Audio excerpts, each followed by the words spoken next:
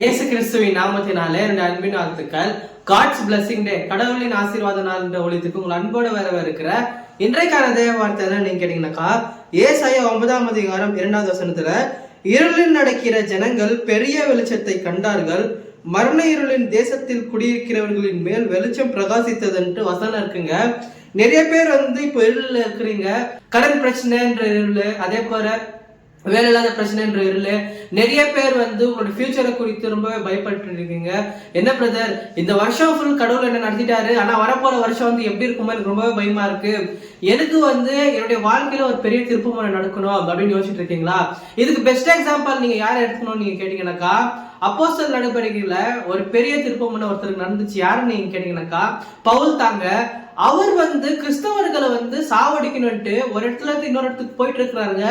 அப்போ அவருடைய வாழ்க்கையில அவரு எதிர்பார்க்காத விதத்துல ஒரு பெரிய அற்புதம் நடக்குது.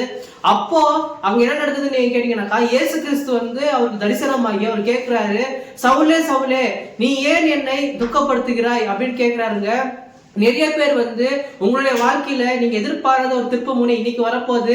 அவரு எப்படி அத்தினால் இருளில் இருந்த உடனே டக்குன்னு ஒரு வாழ்க்கையில பிரகாசம் வந்திருக்குங்க.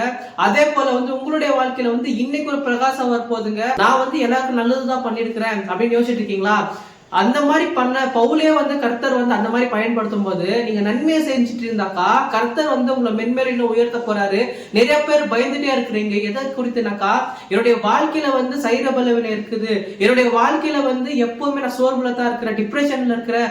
அப்புறம் அதே போல கர்த்தர் ஒருத்தரை உயர்த்தணும்னு நினைச்சிட்டாக்கா, இங்க சவுலை எப்படி பவுலா மாத்தினாரோ அதே மாதிரி கர்த்தர் உங்களுடைய வாழ்க்கையில என்னென்ன பிரச்சனை இருக்கோ அவருக்கு தெரியுங்க. எல்லாமே இன்னைக்கு உங்களை விட்டு போக போகுதுங்க. நீங்க விசுவாசிங்க. எப்படி சவுல பவுலா மாத்தி கர்த்தர் பயன்படுத்தினாரோ இதே மாதிரி உங்களையும் கர்த்தர் பயன்படுத்த விரும்புறாருங்க. எத்தனை பேர் நினைக்கிறீங்க, ஆமா கர்த்தர் என்ன பயன்படுத்துவாரு, கர்த்தர் என்னை மென்மேல உயர்த்துவாருன்னு சொல்றவங்க ஒரு ஆமீன் போட்டு கர்த்தரை நம்புறவங்க நம்ம சேனலை சப்ஸ்கிரைப் பண்ணிக்கோங்க. Thank you so much for watching. God bless you.